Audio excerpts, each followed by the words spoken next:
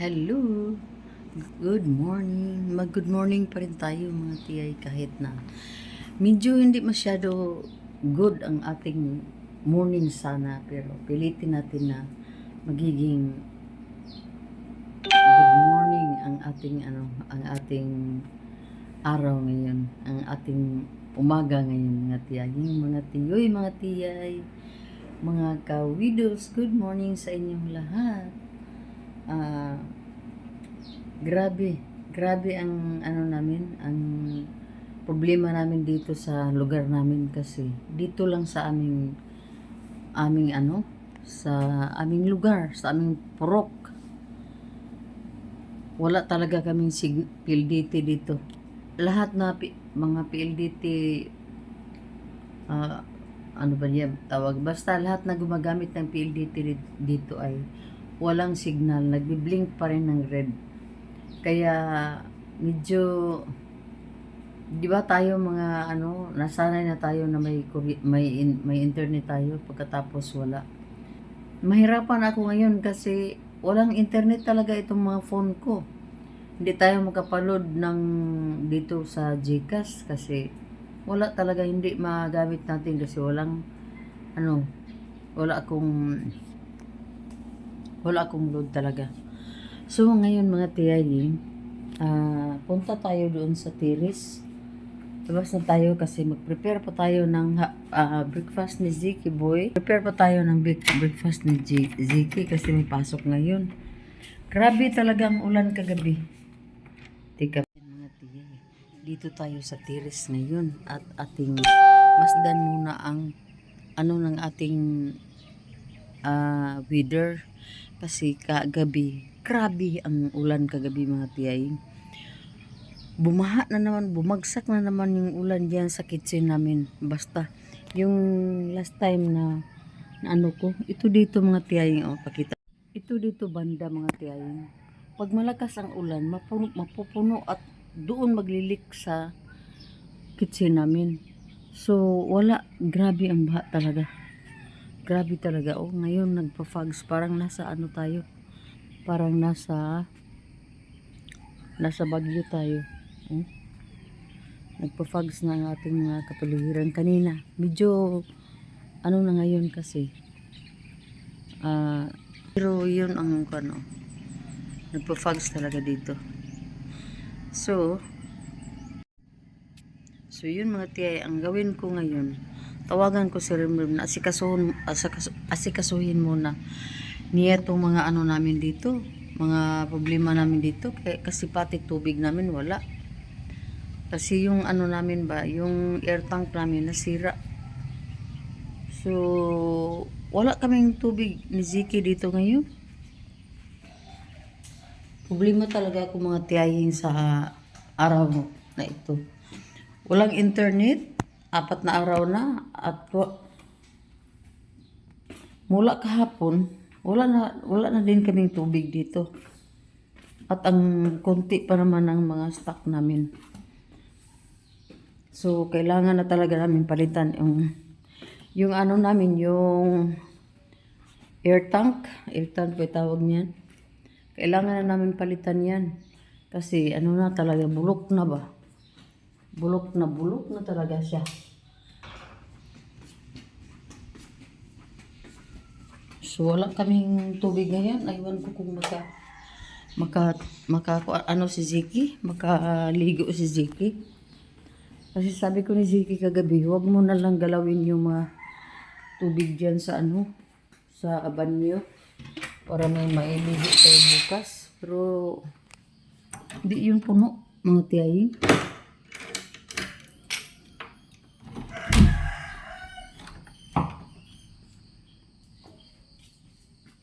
Paano na to ngayon Dito sa kitchen namin parang walang nangyari kagabi.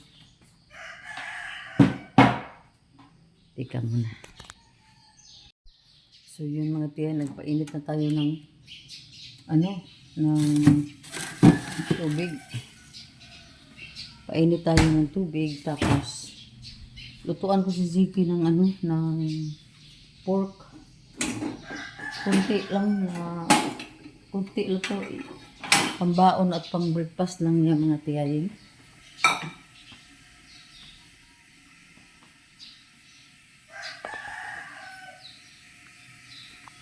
Diyan lang muna kayo.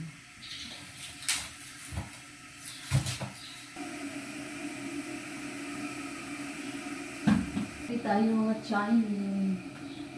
Ay, ito na lang siguro yung gamitin kong ito na lang.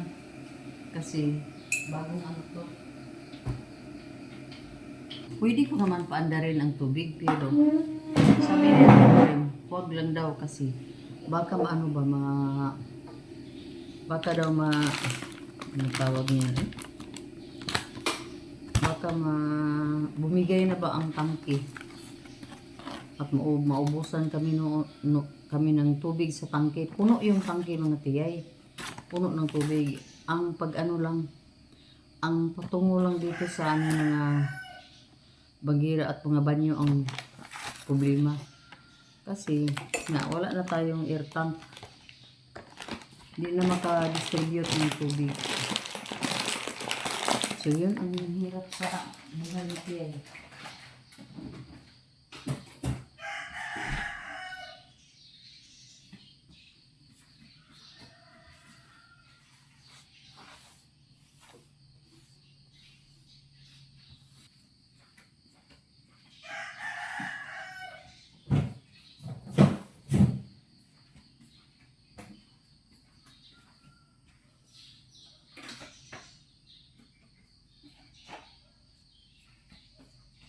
Namin garbage can ito na ano ko ba na agapang ko kahapon nilinis ko yan kahapon, pinalitan ng ano kasi parang iba yung ano ko ba yun pala wala na tayong wala tayong tubig pala. Lagyan ko ng konting konting kape. Ito ang natin organic. Galing to sa Japan. Coffee Caldi, instant coffee Caldi, the mild daw. Walang aroma to mga tiyak, kaping-kape talaga yung ano niya, Caldi Coffee Farm.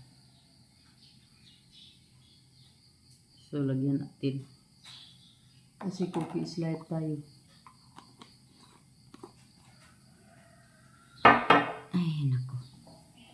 Wala tayong tinapay ngayon. Mayroon naman dyan, pero walang pan ba? Walang palaman yung pan.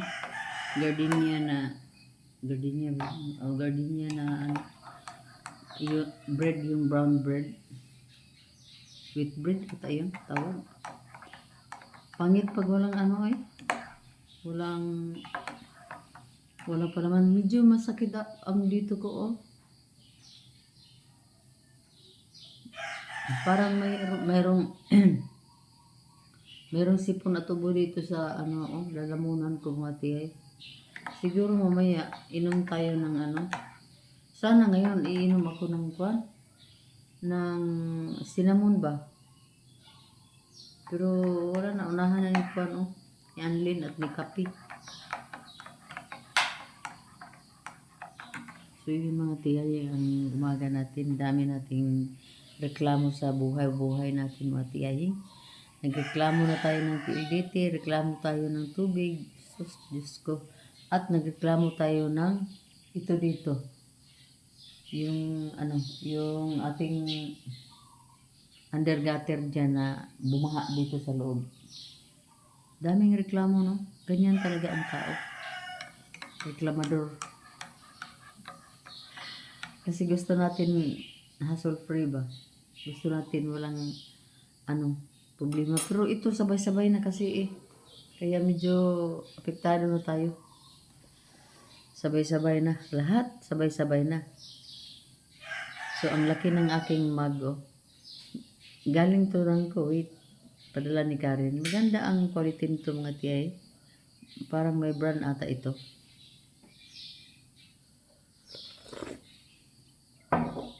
Pero matabang. Wala tayong ano. Hindi tayo nagsi-sugar.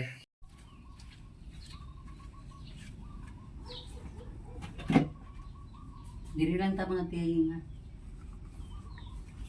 Dili lang ta. Linisin natin ito kasi parang ano na carpet.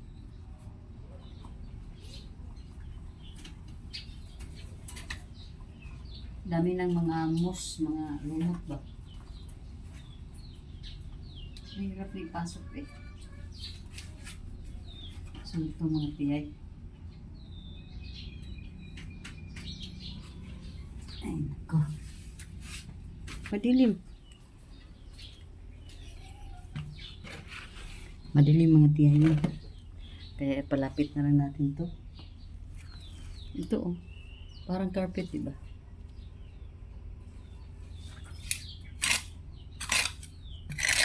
Kuskusin lang natin itong ganito. Parang ganyan lang. Kasi ano to, na slippery.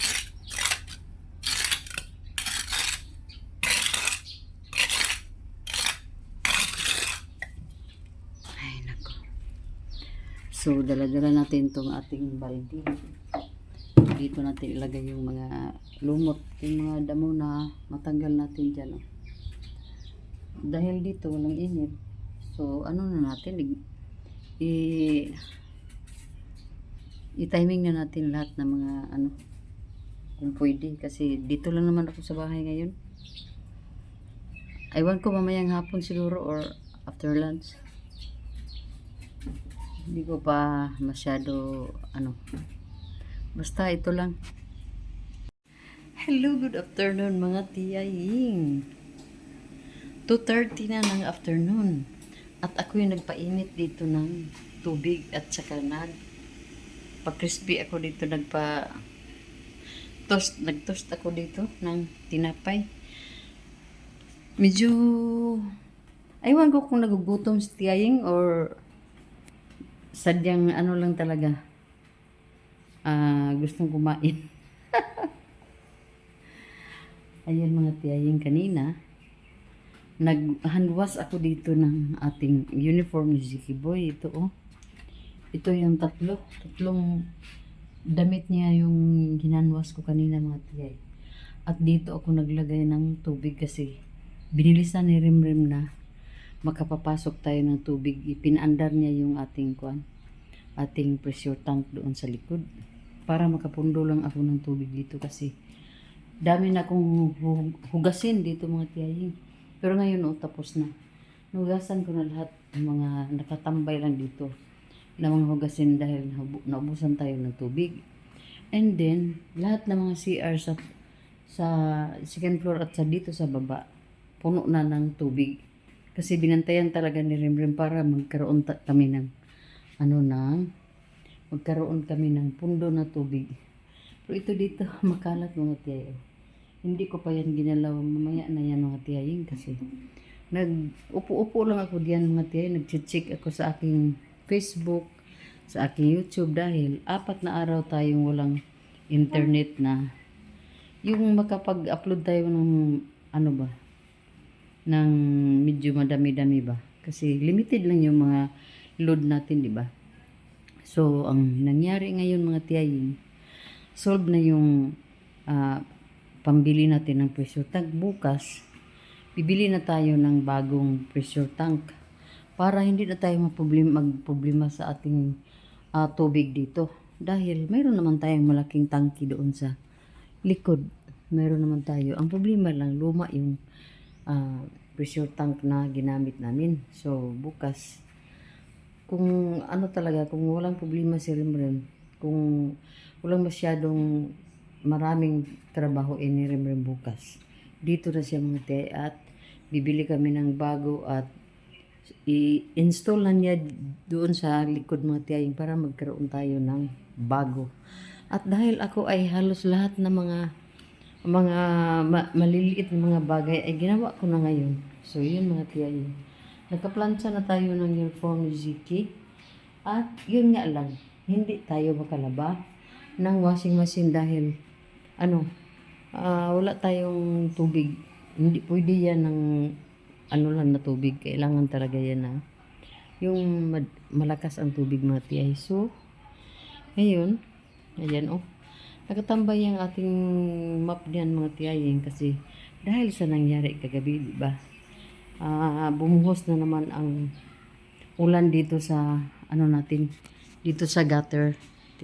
Diyan banda mga tiyay, bumuhos na naman ng napakalakas-lakas na ulan hanggang dito sa sahig, hanggang dyan, at ang medyo nataranta na ako sa sobrang lakas ng tubig kasi takot ako na babagsak yung aking lagayan ng mga mga tiyaying, yung lagayan ng ating mga mugs. So talaga ako, worried talaga ako kagabi at napakapagod talagang trabaho kagabi mga tiyaying. So naka-emergency map ako dito sa ating floor hanggang doon. Kaya ngayon, as is na, hindi na ako nagwalis na lang ako kanina. At ang ginawa ko ay doon, nilinis ko, doon pa nga yung yung balde ko, sahig at ang walis at saka yung daspan natin. Doon kasi inano ko na yung mga damo diyan. Mamaya itutuloy ko naman yung paggawa dyan, pag guna mga tiyayong sa mga sagbot para malinis yan banda. So before ako mag-umpisa doon, dito muna tayo sa ating paano mga tiyayong ito. Dito twice a day ako uminom ng aking Anlin Gold 5 times. Yun ang nakalagay kasi eh. So, mag-a-unlin ako mga tiyay before mag-expire ang unlin ko mga tiyay. At ang tinapay ko ay hindi ko pa kinuhaan diyan pa yan sa dito lang ako sa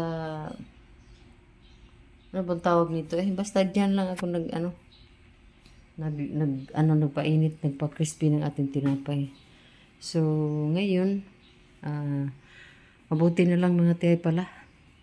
Nakita ko itong mga tools doon sa likod ng bahay. Doon sa kasi nakalimutan pala ng ng body ni Rembrim. Na to doon na babad sa tubig sa ulan. Ito dapat binalik to sa loob ng sasakyan kasi doon ito nakatago sa loob ng sasakyan. Mas mabuti na lang na naglibot-libot tayo dito sa bahay.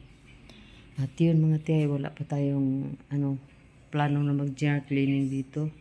Pati yung ating refrigerator, hindi ko pa yan ginalaw mga tiyay. So, muna? Food muna ngayon. Kain muna tayo ng tinapay at saka inom ng gatas. Ayaw ko yung gabi na minom ng gatas mga tiyay. Yung iba, ang napaka daw na magpag-inom, napaka maganda at mabisang pag-inom ng milk ay before bedtime. Pero ayaw ko kasi mga tiyay, pagkatapos kong kumain sa dinner, mag-toothbrush na agad. Gusto mong mag-inom pa ng daming liquid sa gabi or sa hapon kasi alam mo naman ang hirap kung ihi kayo sa gabi mga tiyay, diba? So iniwasan ko na pag 6 PM na, iniwasan ko na yung madaming intake ng water or mga liquid para walang problema, para ang pa naman natin matulog. Yung mahirap ako makatulog minsan sa gabi mga tiyay. Meron naman time na mabilis lang, pero mayroon kadalasan talaga ang tagal. Aabot ako ng 12 or 11. Kaya iniwasan ko na yung mga ganun, mga liquid intakes ko sa 6 PM na kasi yun ang sabi ng doktor, para hindi naman ako mataas ang sugar. Pero lang, iwas lang tayo kasi tiyaying na tayo, hindi na tayo bata. So diba mga tiyay, ayan na. Siguro tama na yung tinapay ko mga tiyay. Mag-a-update lang ako mamaya mga tiyay, dahil busy ang inyong tiyay. Hello mga tiyay, mga tiyoy. Ayan na si tiyaying. Dito ako nagguna. Tawag si guna sa Tagalog Basta dito ako. At ayun na naman si Ulaner. Yan mga tiyay, oh. Gaya din kahapon. So sigurado ako ngayon na ang ano na naman natin ang gutter natin ay mag-overflow na naman yan. Ano na naman ako, mapagod na naman ako masyado mamaya. Kasi oh, di basta-basta ang ulan mga tiyaying. While wala pa ang ulan, dito muna ako. Mag-ano muna tayo dito, magtrabaho muna tayo dito. So dahil napakahirap kong maghawak tayo ng phone, ano ko na naman itong phone. Itabi ko naman na naman ang phone. Update ang ako mamaya mga tiyaying. Ay naku mga tiyaying, umulan na talaga.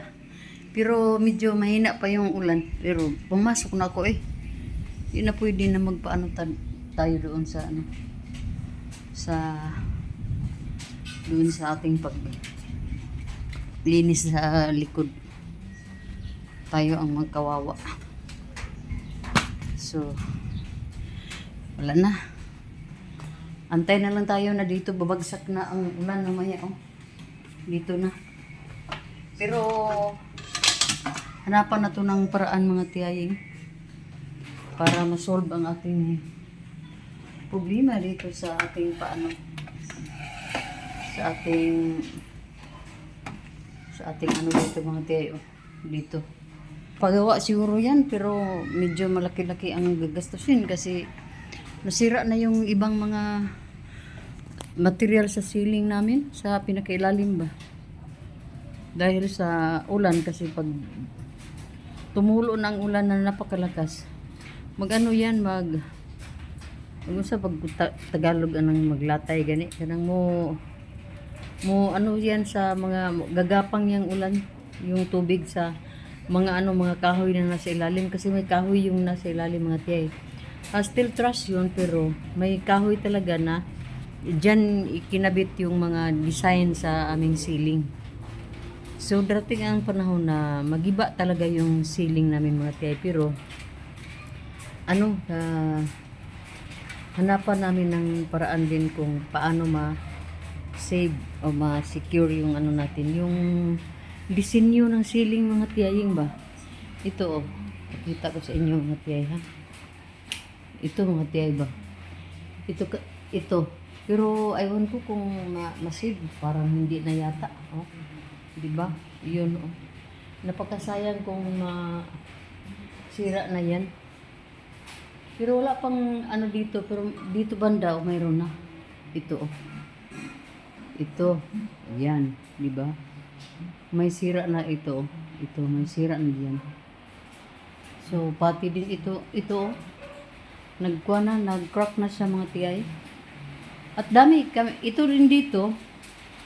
Ang ginawa namin kasi noong unang mga araw, din ito, din ang tubig dito. Dadaan din ang tubig dito. Pero na gawa ng paraan yan. Ngayon, kahit na maliit, wala na talaga. So dito na lang kasi mahirap ito dito. Banda kasi may under gutter dyan. So kailangan talaga tanggalin yung under gutter or i-revise na or i-improve itong bubong ng aming bahay mga tiyaying para hindi na makaano ba. Yan natin ito. Para hindi na masira ba ang ating mga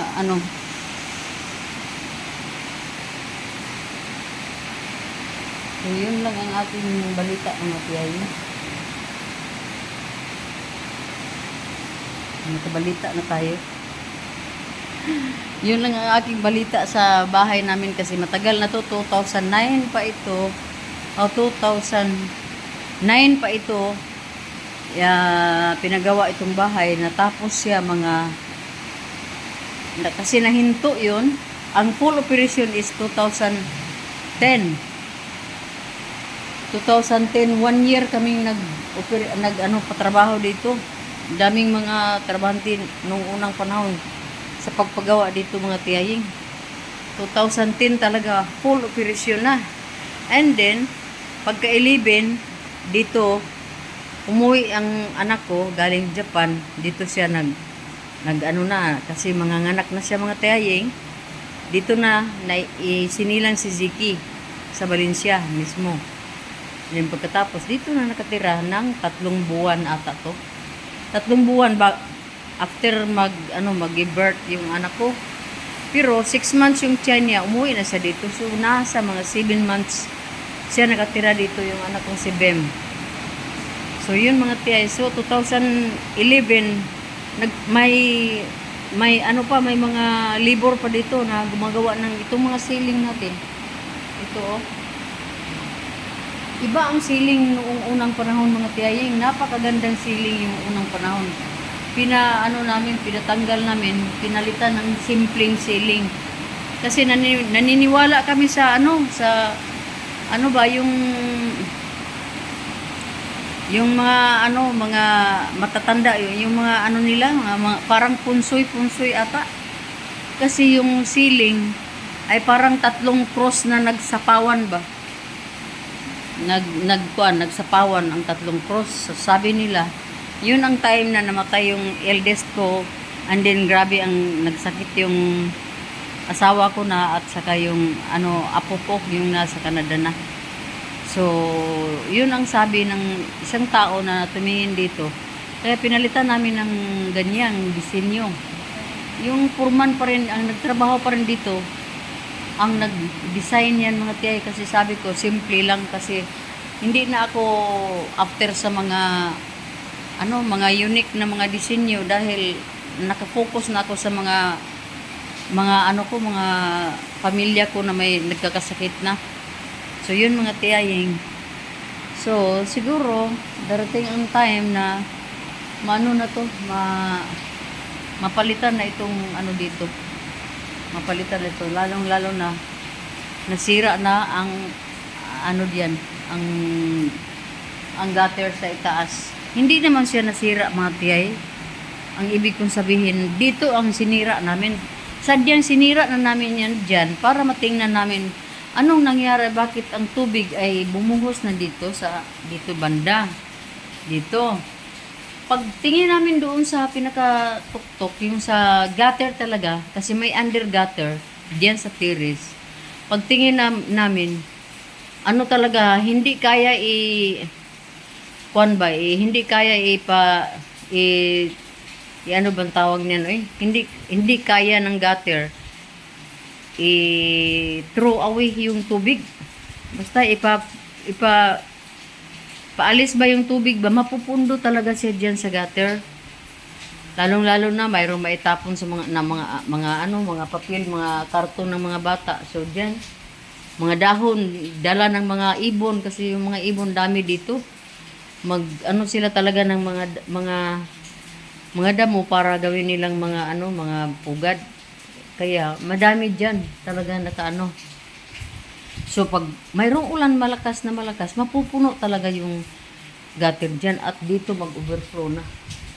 Ito nga dito mga tiyaying, itong cupboard namin dito, sira na ang ilalim nito.